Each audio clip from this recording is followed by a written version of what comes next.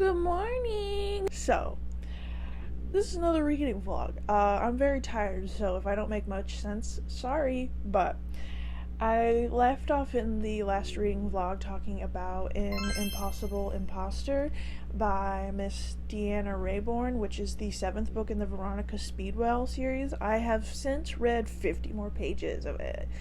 Wow, so good. I have 4 days left on my library hold, and I'm only 150 something pages through it. It is like 327 pages, so like I'm very close to being halfway through this, but still, that is kind of not a good place to be in. I also am still doing the epic readathon, and I made my TBR with like books that I wanted to read, because typically I'm a mood reader, so I don't actually put down a TBR because then I feel constricted, and I don't like doing that because that makes reading less fun and feels like a chore instead of just picking up what I'm actually interested in that moment. But that being said, I do have books that I got in March for my birthday that are still on my bookshelf that I need to read, so I did incorporate that into there with basically 2 books, which was, the first one was Elantris and this one is Hellbent. Now this is not the edition that I wanted. It doesn't match my other edition of, oh fuck, what is that called? Oh, Ninth House. I don't know why I forgot. Listen, this isn't my favorite series by her, and that's probably because this is more urban fantasy kind of, and I tend not to really love those, but I did enjoy the first book somewhat, and I did want to finish the duology out. Now, I'm not 100% sure on like what this book is fully about. I do need to watch a recap video for the first book, but I do remember it being this college with this secret society of people who have like magical abilities to basically see the dead and kind of not necessarily resurrect them, but she goes around and like helps solve these murders, and then you get to explore kind of her really messed up past. So this book, I believe we are going on another adventure and I believe there's also like a vengeful ghost within this, so that'll be fun. Now this edition, I'm going to have to crease the spine. I already did because I tried to open it in the middle, because this is not floppy at all. You see how stiff that is? Oh, but I just realized I told you about An Imposter and then did not tell you what it was about. So, An Imposter is following Veronica and Stoker, and this is 7 books in, so they have like a very defined relationship. They still have banter and stuff. They're both scientists, but they were asked to go and check out this dude who Veronica used to know when she was a little bit younger, and they went on expeditions together for catching butterflies and just kind of traveling in general, and there was a volcanic eruption, and it was believed that he was dead for like 6 years, and now he suddenly shows back up when his younger brother got the inheritance for the house and all of this stuff because his grandfather died, and it's like, is this actually him, or is this a dude trying to extort this family? And this one, so far, because I'm like almost halfway through it, these books love pulling on Veronica and Stoker's like past stuff, and this book is very heavy on it, and it has a lot of stuff I was not expecting, and it is spoilers if I were to tell you anything about the unexpected stuff, but these mysteries are always fun. I don't know why, but I just have not been in the mood to pick this book up recently for like no reason in particular. I think I might be falling into a book slump, which is not good because I only have a certain amount of days left to finish my TBR for the readathon, so yay! But like I said, I'm almost halfway through it, so that's good at least, but I also really do need to finish it this week because I have a library hold on it and somebody else is already waiting on it. So that's really fun, but hopefully I can either finish this or extend reading it. I might not finish it at all, which is really sad, but this series has been really fun. I don't know why, but like the past 2 books have not been necessarily like my favorites, but that's more to do with the like mystery side to it than it is like the characters, because Deanna Raybourn really writes really good banter in these. So if you're looking for like a historical mystery, it's set in the Victorian era with a strong female character and a very attractive and well-educated male main character, that's there. And also very complex relationships, so like that's there. But yeah, that's my reading plan so far. I also really, really want to pick up the second book in the Dungeon Crawler Carl series. I've been craving to pick it up, which means that probably when I do pick it up, I won't read it as fast as I want to, because for some reason I always do that. But anyways, so hopefully I can pick that up soonish, because I've been really craving to continue that series. So those are my reading plans. Let's get to reading, freaks.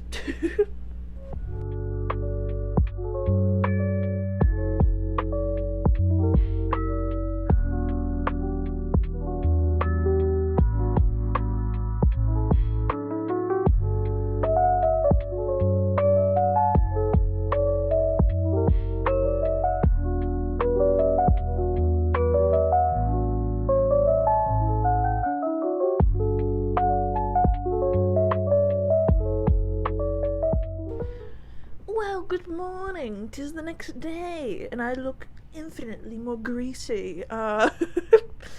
So, I don't really have too many updates, but I started Hellbent, and I got to chapter 2, which is like 19 pages into this. I watched a review, or like not a review, but a recap of it for this book. These books came out 2 years apart, and I think I've had even more of a gap than that with these books.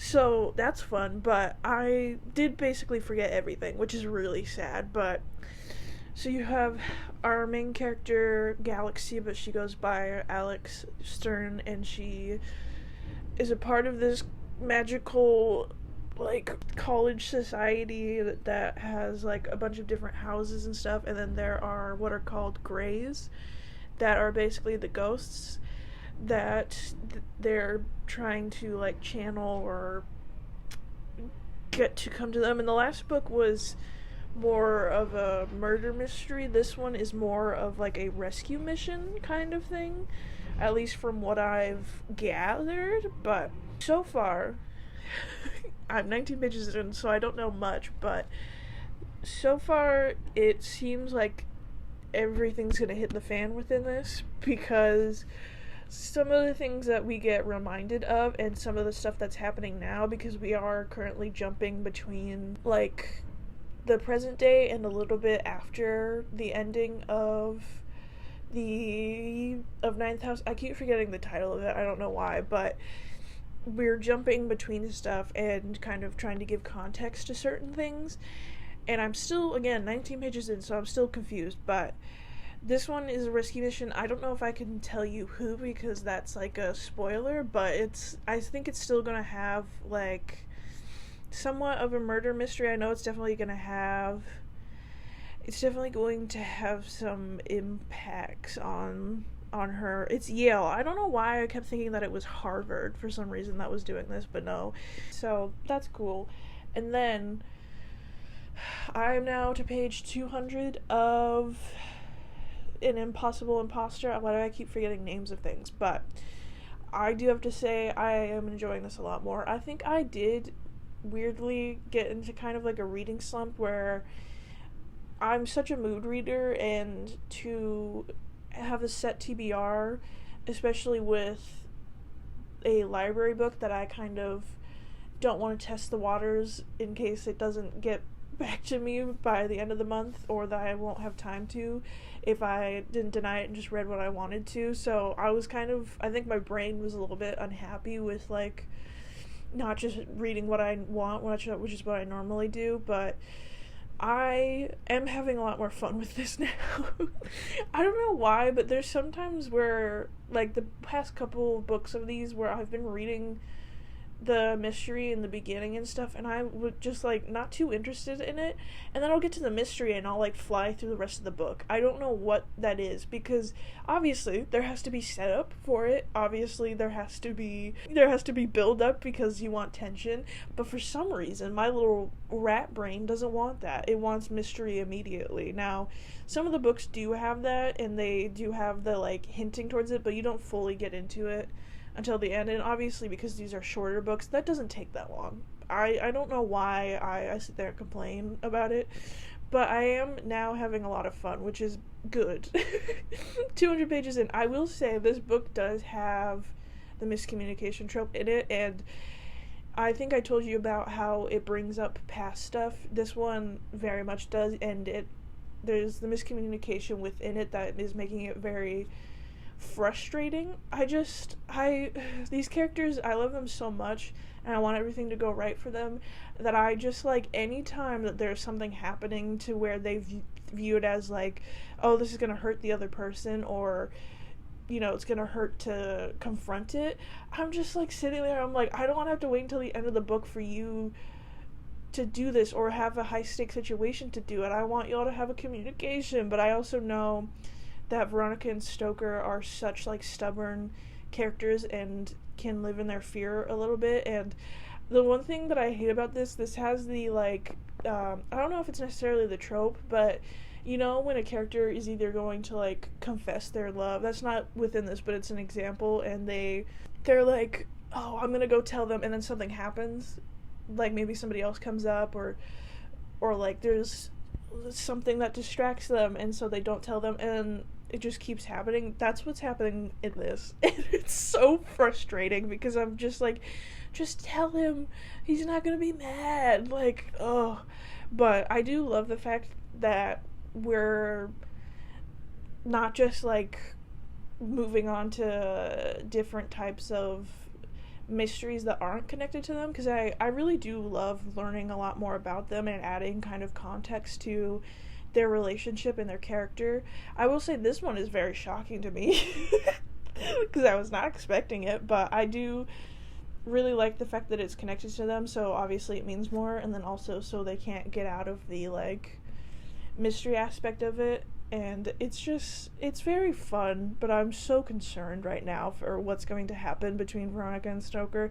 I don't think it's going to be anything really bad. I hate the whole miscommunication thing where they're holding it off, like telling the person, and then when they do, the other person's like, why didn't you tell me this? And then they get mad at that rather than what they actually told them. And it's like, yeah, you have a right to be mad at the fact that they kept this from you and all of this, but like, I hate it so much. It's such a stupid like thing to have in there, but the mystery's still fun. I have 127 pages left, so we're obviously heading towards the end of this, and there's just a new hint that just dropped. New hint dropped.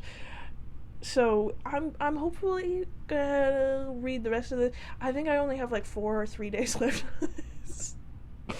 I've had this for like 14 days, and I'm still not like I'm still have 127 pages. It's not good, okay? I think I am like either coming out of a reading slump, or it's maybe just because I haven't been feeling the best the past couple days, so my brain has just been like, do things that give you serotonin and just watch YouTube videos. That's like all I've been doing, so hopefully I can get some serotonin back from reading, because that's usually what happens. That's why I love reading so much. So anyways, enough of me rambling. Let's get back to reading.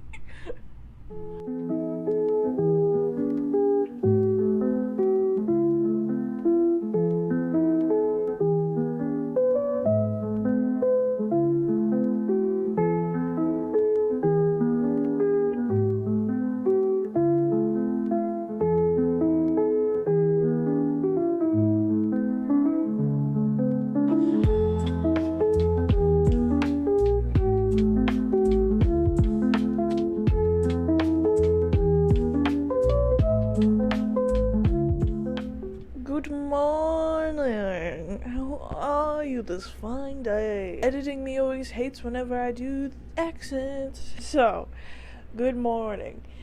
I have finally finished a book and have made progress in 2 other ones. Are you so proud of me? But anyways, and Imposter, which is the 7th book in the Veronica Speedwell series by Miss Deanna Raybourn. I ended up giving that 3.25. Now, I think that this is probably one of my least favorites out of this series, and I did not have too much fun with this one, if I'm very honest. I don't know. It's maybe just because of kind of the redundancy that this mystery feels like, or the kind of, it doesn't feel like it was fully thought out. It kind of just feels like she wanted to put this book out so she could possibly get to the next one or something, but the mystery was not that interesting. It was not that tense because you could kind of figure out majority of things, and the things that you actually cared about were like actually revealed within the first few like mentions of it. Like it was not the most well done mysteries out of this series, and I also didn't really feel the tension or anything within it as much as I would have wanted to. And also, my least favorite thing is the ending of this book, because like I was talking to you about the kind of miscommunication, and now both Stoker and Veronica are being idiots and have not resolved fully the problem within this, and I do not like that. I get that it's setting up for book 8. I do not care. I don't like this kind of stuff where it's like, oh, but I need a little bit to like process this, which is fine. It's fine, but don't run away from it. That's like the opposite of what you should be doing. Anyways, okay, so yeah, this is probably one of my least favorites out of this series, and I don't know, I'm not like clamoring to read the next book like I was at the beginning of this series, and I think that also does have to do with the relationship aspect of it, and I can understand why she's trying to keep like tension and like just new stuff about that, but I'm just like, let my characters be happy, please. And just write a really good mystery. Like I love learning about the characters, and I love the kind of discussions that they have with each other where they're like, oh yeah, maybe we should talk about that and process this, and why didn't you tell me this? Like, I appreciate those conversations, but when you leave it unresolved, it is the most annoying thing ever. So, anyways, you might have seen that I started Carl's Doomsday scenario, which is the 2nd book in the Dungeon Crawler Carl series. I don't know if it has a different name than that, but I think so far there are 7 to 9 books out. I think it's 7, and I think he's writing more of them, which is crazy to me. But in this one, we're on level 3, which means you get to choose what race and class you are, and you get to kind of filter your points in. So you get recommended them, you get to choose them, and you get to like become more powerful basically. But it's really funny because this one, level 3, is like a very different feeling from the first 2 floors, which like usually I don't like in books when we go from a certain environment and then we completely change it within the next book, because I don't know why, but my brain just really likes the nostalgia and the feeling of the first book usually, and so when it changes too much, my brain's not happy about that. I don't know, it's a weird thing that happens to me. This one is like kind of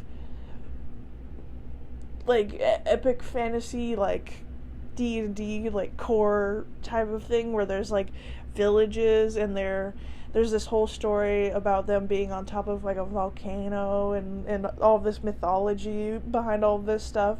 But it's not actually that, but it is really cool to see that, because this is very much like a video game. Like, I would believe somebody if they told me the concept of this and they were like, oh yeah, this is like, you can go get it on your PC right now and play it. I would believe you. I would not be like, oh, this is the concept of a book. It is still really good though as a concept of a book, because just the absolute absurdness, and I do love the like crazy comparisons that this dude has with some of the things that are happening in this series.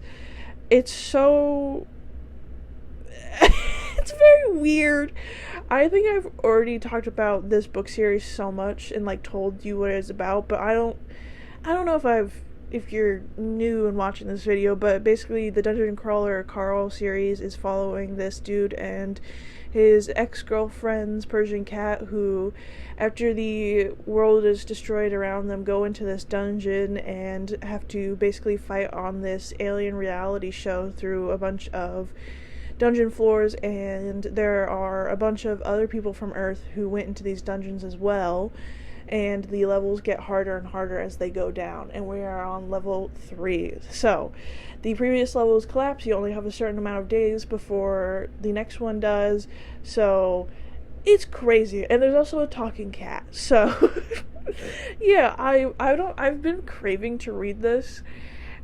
And then last night, for some reason, I sat and watched all of Becca Book's TBR takedown. Oh no. How did I forget the name of it? But that was like over 2 hours long, and I didn't end up reading more of this. I got to page 48, 46. I got to another chapter, but I am already 12% of the way through. This book is very short. It's like 347 something, even if that. 327, I don't know, but it is short, so I'm not gonna make any promises that I'm gonna finish this. I need to stop doing that. But I do also, surprise, surprise, have an update on Hellbent. So, I got the audiobook. Okay, I've caved into getting the audiobook because, again, I don't know why I do this to myself. Mass market paperbacks, not floppy. Also, I felt like when I was reading this originally, I was just going through it so slowly. I watched a recap, and yet there's still some things that I'm confused about, which I know is my fault. I should be looking at more recaps. I should try to educate myself more on what happened in the past book. But listen, I don't really care that much. I don't know why, but this has, like, not been my favorite book series by Miss Leigh Bardugo. I don't know.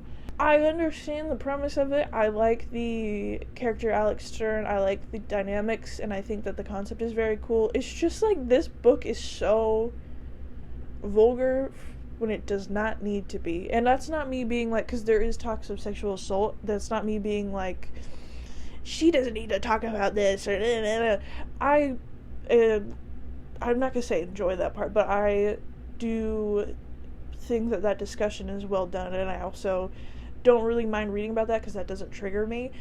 I don't mind that aspect. It's the whole, like, every 5 seconds there's, like, some sort of swearing, or there's some sort of very, like, vulgar ghost or reference to a body part, and it feels somewhat like okay, so she writes YA. That's, like, all I've ever read from her before I started the Ninth House duology, Shadow and Bone, Six of Crows, the King of Scars duology.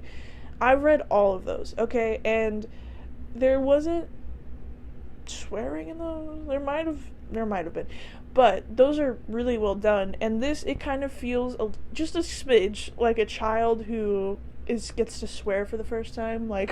And there's also so many things that are, like, unnecessary that she's talking about that are with, like, vulgar stuff, and some of the descriptions are a little crazy, but that is somewhat what it feels like. And I'm now on chapter 10, which is page 101, but I've technically only read 100 pages. I don't know. I don't know if this is necessarily for me, because I don't typically enjoy urban fantasies, even though this is more supernatural than it is a fantasy, like, type of thing.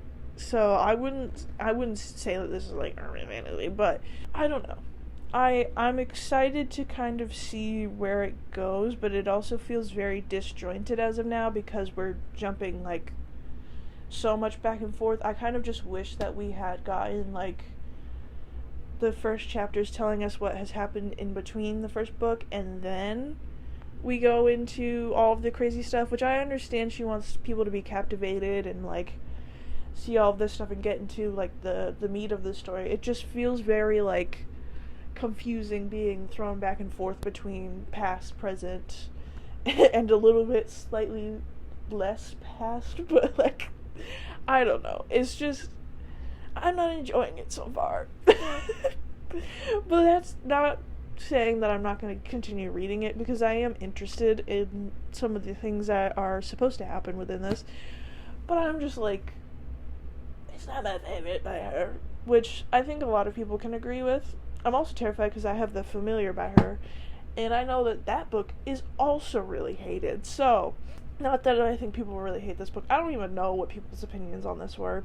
But anyways, I need to get back to reading, because I have 400 something pages left of Hellbent, and then I have like possibly 300 pages left of Carl's Doomsday scenario. I have a lot of reading to do, so let's get to it.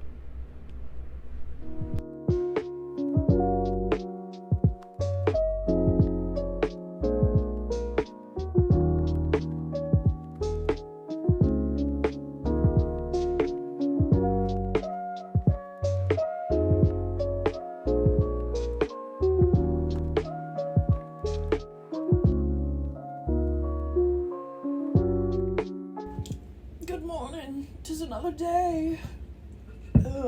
So I do have updates, not as much as I wanted to, but I do still have updates. Now, first things first, let's talk about Hellbent. I am now on chapter 20, which is like 204 pages into this, and let me tell you, audiobook is definitely the way to go. I don't think I would have physically picked this up, not because I'm like not wanting to read it, it's just my brain has a weird thing where it doesn't want to like physically pick this book up, and I don't know why that is, but I think last time when I was talking about it, I didn't exactly explain the comment about like the vulgarity that I was talking about,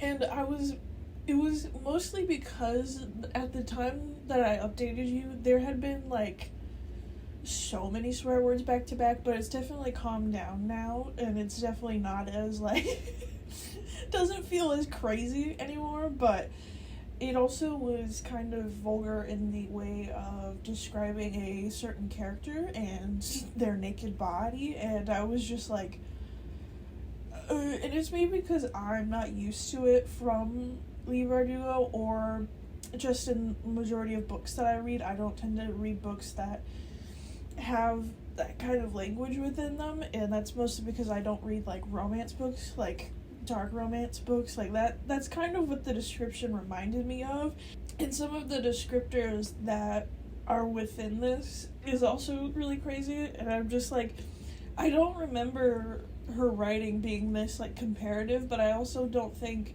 within the Shadow and Bone universe, I don't think she had as many references to pull from, because it was like, it would be kind of cringy to like keep referencing things, like made up things. You know how in TV shows where they reference like their god and they say like how people would say Jesus or like oh my god, like they replace it with that, and it's always a little bit like So she never did that in other books, but this one, it is a lot, and I think I'm just noticing it because I'm not used to that.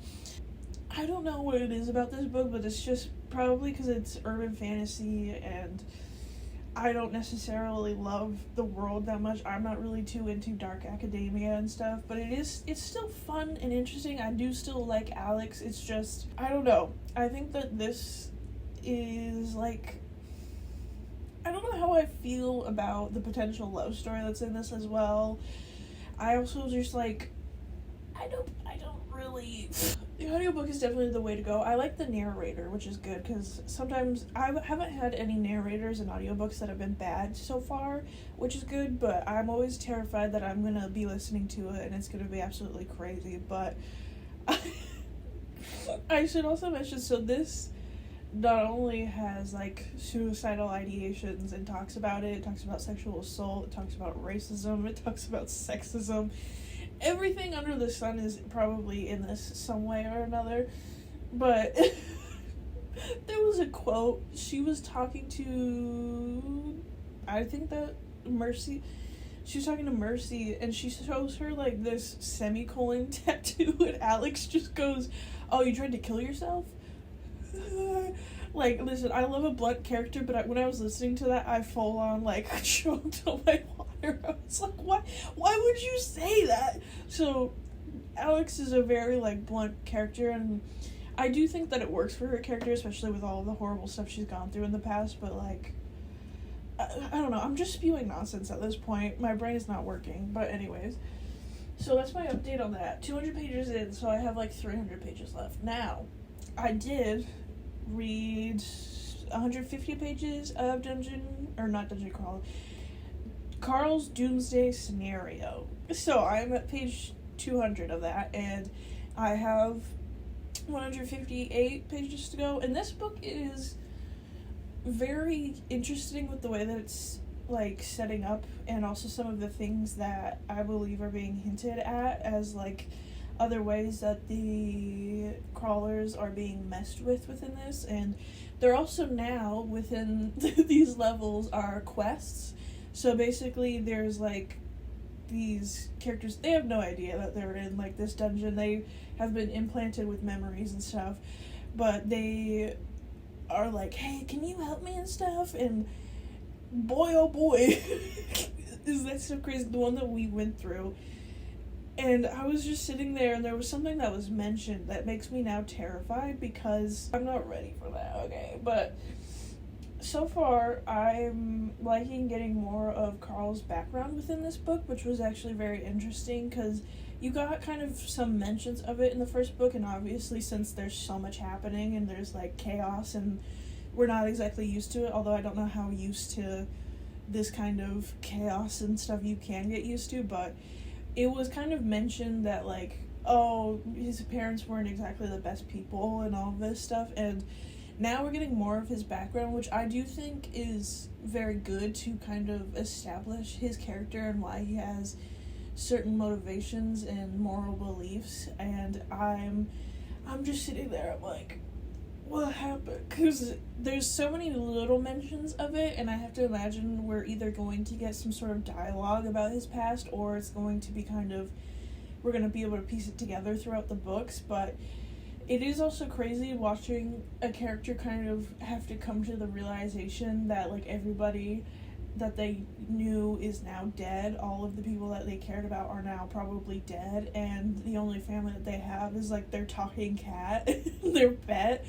Like, it's very crazy to watch Matt Dinniman write about kind of the collapse that a person can have, but also, like, you have Carl, who's very much, like, I would say a good person, and he, like, tries to be good and help everybody, and it's very interesting to see how he keeps Carl, like, not basically depressed and just wanting to, like, step on a landmine or something, because in that situation, I would be like, you know what? I'm just gonna go get killed by the first thing I see, because no, I'm not doing this. So it's very interesting to kind of get the motivations, and then the past as to why he believes that now is very cool. And I love Princess and Carl's dynamic, and they're adding some stuff to it that I'm guessing is going to make it more, they're not exactly going to be happy with each other all the time. And there's also hints at, like, certain characteristics being, like, an act and all this, and it's very interesting. I will say, though, the action in this, and I kind of forgot how gruesome it can get, or, like, some of the descriptors, again, in both the books I'm reading, the descriptions in both of these books are, like, so gruesome, or, like, the things that they use, I'm like, why? Every time I see that now, I'm just gonna think of this now. I'm gonna think of, whenever I see a watermelon, I'm gonna think of somebody taking, like, car tire to it, because of the way you just described this. Like, it's horrible. It's even worse than what I just said. Like, it's crazy, but I am very lucky to not have a weak stomach, nor does this stuff typically bother me. Not that it's, like, you know, so horrible that it's gonna make you want to vomit or something, but yeah, it's so far, because obviously we're in a very fantastical world, I'm just very interested in the amount of stuff is getting thrown at them, how he's going to write Carl staying motivated and actually caring about all this stuff, and not just becoming, like, a horrible person because of all of this, which, like, I do like those kind of character arcs, but I would be really sad to watch Carl go into that, because he's just, like, such a good dude who's trying to help all these other people and stuff, and now he's in this horrible situation, and like, I would hate to watch him turn into a villain, although I wouldn't be mad at, like, a storyline of him basically going insane and then becoming redeemed, which, like, I don't know if that's gonna happen, okay? But anyways, I've been talking for way too long, so let's get back to reading.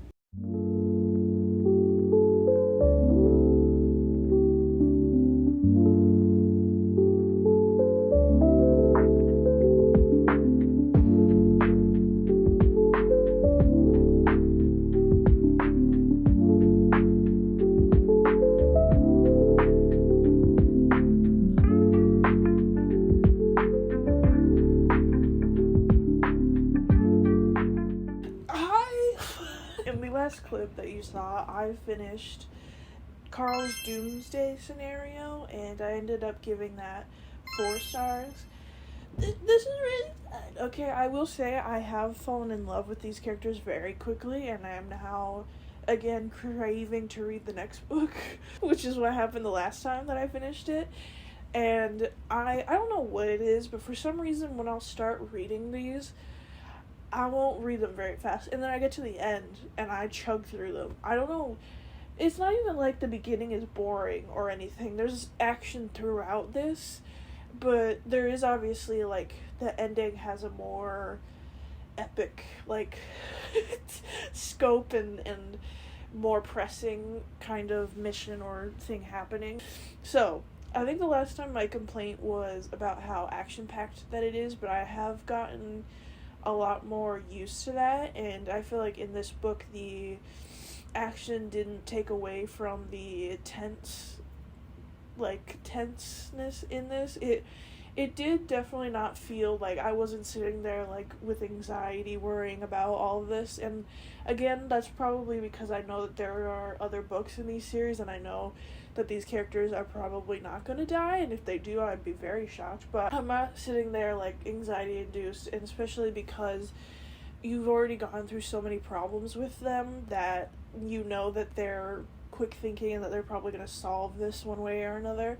I will say, not my favorite ending to this book, but there was a lot more character background, not too much, but there was kind of sprinklings, just like in the first book, of what happened in Carl's past and kind of what happened between him and his parents and why he doesn't view his father as, like, a good person, because you get that, you get, like, in the first book, oh, Carl's dad is, like, horrible, but you don't know why he fully believes that. You get an incident, but you don't understand, like, the full scope of it, like, all this stuff, and it's very interesting to hear him talk about his mom, and it's very interesting also to kind of have the events that are happening, the quests and missions, be kind of tied to that as well.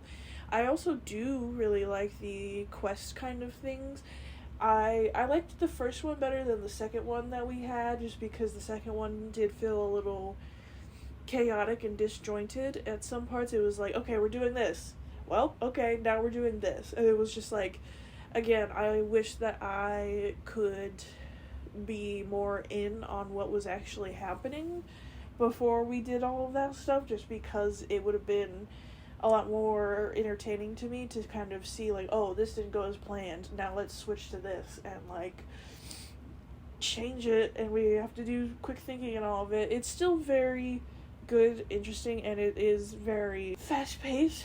It's just, there's always going to be some things that I critique about books, and that's tends to be one of them within this, is just kind of, you get shown more than you do get told, and it also makes it so that in the, not necessarily middle of the action, but, like, in kind of the moment before, or, like, a safe stopping point, it kind of cuts back to previous conversation, and is like, well, what if we do this and this, and it's talking about, like, the multiple different plans and all of the things that could go wrong, and I'm like, I wish I had that before all of this happened, because then I feel like I would be more invested. I was still very invested, but I feel like I would have been like, oh, like, we gotta go to this plan or something. And I understand sometimes it can be hard to do the, like, telling it and then having to show it, because with showing it, it kind of makes a lot more sense, especially in this world, because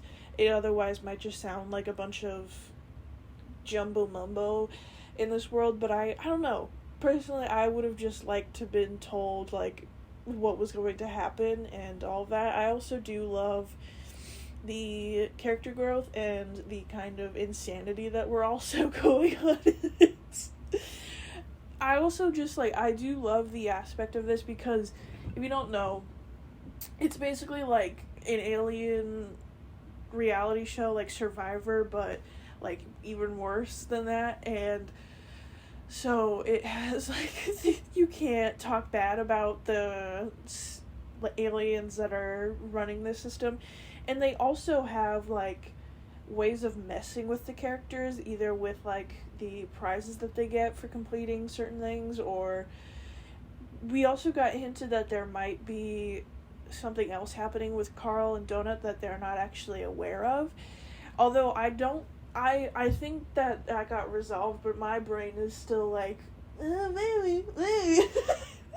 But it's fun, and I would recommend this series. I do want to read the third book, but I'm not going to, because I actually got 2 library books in at the same time last night, and that was between the encyclopedia, or Emily Wilde's Encyclopedia of Fairies, and then the other one was Bridge Kingdom. Now, both of those sound fun, but, like, listen, I've been kind of craving a romantasy, and so of course I went with Bridge Kingdom. Well, my mom, I didn't read the actual description, she doesn't fully know what those books are about, but I gave her, like, what I know about those books, and she picked the Bridge Kingdom.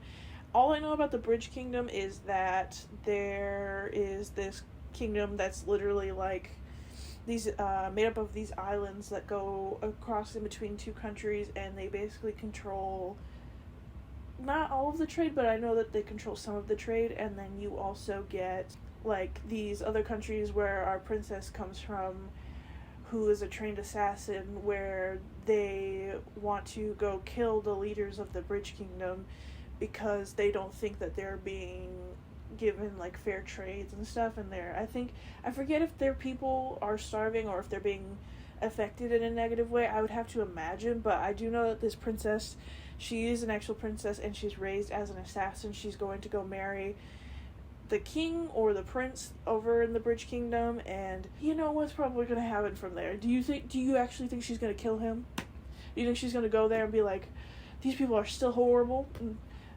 It's a fantasy book, girl, and there's 2 within these 2 characters, and then there's another 2 following 2 different characters. I don't know if they're mentioned within the first series. I have no idea, but I was really hoping that my mom would pick that, and she did. So, thankfully. Yeah, I don't know why. My brain just recently has been craving some romance. Okay, let's talk about it. Hellbent does technically have a romance, but I personally don't really see it or really care for it. I feel like every time I've brought this book up, I have just been talking trash about it. Listen, okay, I don't know. I truly don't think I should have put it on my June TBR for the readathon. I don't think I should have, because I am absolutely not in the mood for this kind of book, and it's getting interesting, but did I even tell you? Yeah, I'm up to page 316, which is chapter 27, so I have, like, 200 something pages left of this. Now, I don't know what it is, but I like the characters, okay? I like the characters. I think that it is a cool, like, concept that we're going for, but it feels like the first 300 pages of this, because we are just now getting into kind of the mission part of this, it kind of feels like it was just like a big recap of everything that happened within the first book, because obviously there are new things that are happening, and of course authors always typically bring up, like, stuff that's happened in the past books, either for they're referencing it now, or they're just trying to be like, hey, do you remember this thing that happened? Which I personally, because I read books back to back, I tend to not really like that, but I understand why they're there. But with this, it kind of feels like, hey, this is what happened. Now we're going to jump back between, like, 5 different times just following Alex going through, like, trying to solve this or, like, trying to figure this out. And it kind of was just like, okay, where are we? Who are we dealing with right now? It was just kind of like, you're getting thrown around and stuff. And I feel bad because I definitely should have, like, I should be giving this what's that called? Flowers.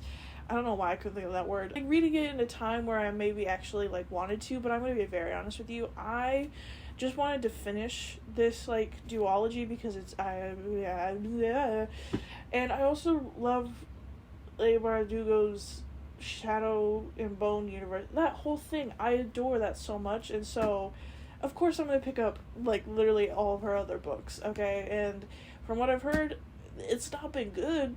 It's not been good. Any of this stuff outside of Shadow and Bone has not been good. And I feel like I have been influenced, and because my brain loves doing that, where it takes other people's opinions and decides, oh, you know what, that's going to stick inside your head when you're reading this and influence it, which I wish it didn't. I wish I could, like, form my own opinions of things, but I don't know. I have a brain that will, if somebody pointed something out that's, like, not good or is, bad within the book, my brain will immediately, like, see it within there, and it does affect it, which I do hate, but I know a lot of people who don't like this duology. I know people who love this duology, but I've heard that this book isn't good, and it has latched into my brain, and that might be a part of the reason why I'm not enjoying it. I also just think that I'm not really in the mood to read this, which sucks, because I also don't know when I would be in the mood to read this. I'm gonna be very honest. I don't typically think, like, oh, I'm gonna go pick up an urban fantasy. Like,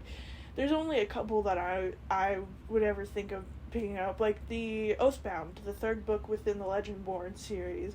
I would pick that up right now, but for some reason this, and I think it's because it's adult and because it's taking so long to get to, like, the action part of it, and also just, like, everything else that I've ever said about this book, I just am not having too much fun with it, which I hate, because I love Leigh Bardugo. I have 2 books that are, like, 5 stars by her, okay? And yet here I am talking smack about this, which sucks. But I think every author has to have a yin and a yang, unless you're M.L. Wong, and then you're perfect. But this is on my 25 for 25. I do want to get it done. I'm not like absolutely clawing my way through this and absolutely hating every second of it. I'm just like, I don't know. I'm not in the mood for it. And that's like not what I want. But anyways, enough of my rambling. I've probably talked way too long. Let's get back to reading.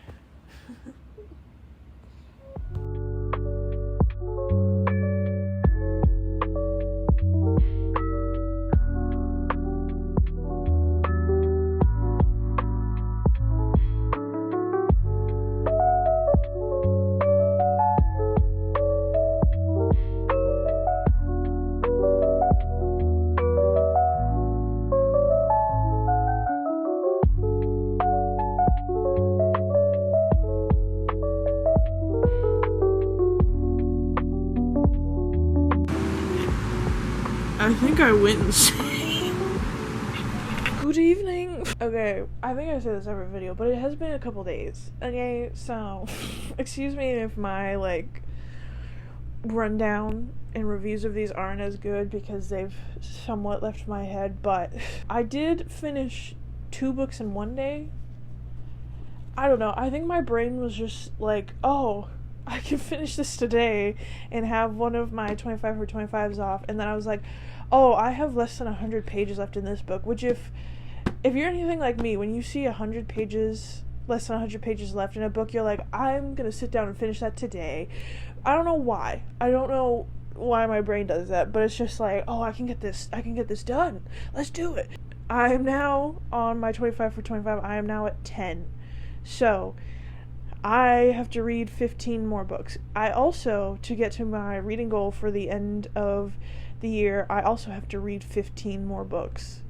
because I am currently at 35 books, which is absolutely insane, because as of right now when I'm filming this, this is probably coming out at like the end of July, or middle of July, but it's 6 months into the year, and I only have 15 books left on my reading goal for the year, which is crazy to me, because last year I only went over it by 6. Now, I could just crash hardcore and just, like, not do well, but I've been doing quarterly wrap-ups, and I've been reading, like, 16 books within 3 months, and if that pace keeps up, I will be over my reading goal by the end of September. But I doubt that that's really gonna happen, because knowing me, I'm probably going to slow down. I am also starting college in the fall, so I'm probably not gonna be reading as much as I think I am. But anyways, I did finish Hellbent by Leigh Bardugo. I adore her, but I also think that she does a much better job within the fantasy genre, like full fantasy, not just urban fantasy, which is what this kind of is. I think she does a lot better in that, especially with her characters and kind of giving them backgrounds and stuff, because I feel like when she pulls on real world stuff, she doesn't do that good of a job, if I'm going to be very honest. And like, there's a lot of very, I don't think explicit is the right word, but it is very sexual assault scenes within this in the first book, and it's brought up a lot in the second book, because it is explained what happened in the first book, and then there's a storyline within this that calls back to that, and then there's also other things that are happening that call back to that, and it's obviously important to talk about. I just kind of wish that when she was talking about those scenes, it wasn't so vulgar, I guess. I don't like using that word, or explicit, but like, I can't think of any other words to explain it. I just wish that it was not gentler, because obviously that's the reality of the situation, is how horrible it is. It's just, I don't know, I don't feel like some of the language that was used was needed to be used within that, but then again, I don't know anything. I'm a dum-dum, but I ended up giving this 3 stars, so I don't think this is my lowest rated by her. I think I gave one of the Shadow and Bone books 3 stars as well, but I don't know. I feel like her voice isn't as defined in this as it is in the whole Grishaverse, and I don't know if that's because she got really comfortable in the Grishaverse and found kind of like this niche that she really loves, or if it's because I find that comforting and nostalgia, so I think of that as like a very comforting and nice thing. I don't think of it as like I don't think of it with like a new lens that my brain does now when I'm older, and so maybe that's why I view those as like different. They're also YA, so I think I said earlier that it kind of felt like she was like, oh, this is an adult book, so I can just use swear words and talk about all of this stuff, and I'm just like, it did feel a little like, you can tell it's not typically what she does when she's writing. I also do say, this book ended, and I believe that this is just a duology. I could be completely wrong, but I thought that this was a duology, but the way that this ends is like, sounds like it's setting up for a 3rd book, like more in this, and it who knows, it could be. I'm, again, dumb, so there might be more books coming out, but I don't like the way that this ended. I also feel like it was very rushed at the end of it, just because we spent 300 pages talking about kind of everything that's happened since this first book, and kind of what they're trying to do, which I appreciate and I liked. It's just the ending kind of, not that I wish that this book was longer, but it kind of made the ending feel like just like so much was happening within like barely any amount of time, and it was like so fast, and it technically is within the book, because this happens over like a couple days, but it's just so like crazy. I will say I was also listening on the audiobook, which I do think did affect my kind of attachment and like depth that I was able to take away from this, just because I was doing other tasks while I was listening to the audiobook. When normally I'm reading, I'm like imagining everything, and like I still can do that with audiobooks. It's just my brain sometimes is like not doing that because I'm doing other things, and so I'm not just like zoning out while I'm trying to clean or something, but I will say I do think that affected it. I also say, again, this is urban fantasy, not my kind of thing. I think I have a lot going against this book, okay? I think because it's not my favorite category, I think because it's not the typical writing that I'm used to from Leigh Bardugo, and also because I was not, like, fully immersed in it, I think there's a lot that went against this, and I absolutely understand why people would love this duology. It's just not my favorite from her, and I'm very terrified now to read The Familiar by her, because I've heard basically everybody that I watch be like, no, that's not good. I will say she does love history, and every time she brings up, like, something, especially within this book, the way she brings stuff up is very interesting, and I do really like that aspect of it, but it's just also, like, I'm sorry. I didn't really like this book, and it did feel like I was just getting through it to get through it, because I put it on my TBR for this month for the readathon, and also I finished all 6 books for the readathon, so that's really cool. But anyways, the next thing that you probably saw is I finished The Bridge Kingdom within 3 days, and what did I give that? I gave it 3.25. Okay, listen, I will say in the first half, and I think now I understand why, but it was, like, very skimpy on, like, the politics and stuff. It was just kind of like, yeah, you're gonna go into this kingdom and, like, kill their king and stuff, but, like, you don't have the full background as to, like, possibly why and stuff, and towards the end of it, it definitely does get to that a little bit more. I also will say, it's funny to me because this does have spice in it, but it felt like throughout the majority of it, it felt very much like a lot of YA books that I've read. I hope this book is not YA, girl. But I am interested in reading the second one. I don't know if I'm, like, wanting to pick it up right now, but I am definitely interested in that. It's just, like, I don't know. So, did I ever tell you what this, I probably did tell you what this book about her being trained her entire life as a, like, assassin, even though she's a princess, and then she's going to go kill him, but, you know, you probably already know what happens, because it's very, like, classic trope. But I will say, I do really enjoy the setup that is currently happening for I think it's the second duology within this that involves, I believe, Aaron, his sister, if I'm remembering right. And I am very interested in that because I do like his sister. The ending of this, great setup for the second book. Love that. It definitely was, like, it's crazy to me, and that would never actually, like, that's not the way at all that would go down, like, a little bit. But it is just kind of really funny to me whenever I read these books and they're like, and then this happened. You're like, they would be dead, actually, but, you know, since they have plot armor, they're not. But I don't know, I think that this was just kind of a silly, fun read, which I did need. Every now and then you need to just, like, have your smooth brain enjoy a, like, fast-paced romantasy that, like, is just fun. You know, it's like, the world is interesting, the islands and stuff within this are interesting, the politics are interesting, they're not complex at all, but sometimes you just need something that you can just sit there and just read and kind of zone out to. It's fun, you know. You need a break from your sometimes thick fantasies, or, like, I don't even know what I've been reading at this point, honestly. I don't even know what I would classify myself as anymore with reading. It is also dual POV, but it's like, barely. There's, like, you're basically following Lara, our female main character, the entire time, and then there's, like, 10 chapters from our male main character, Aaron. But anyways, enough yabbering. Thank you so much for watching.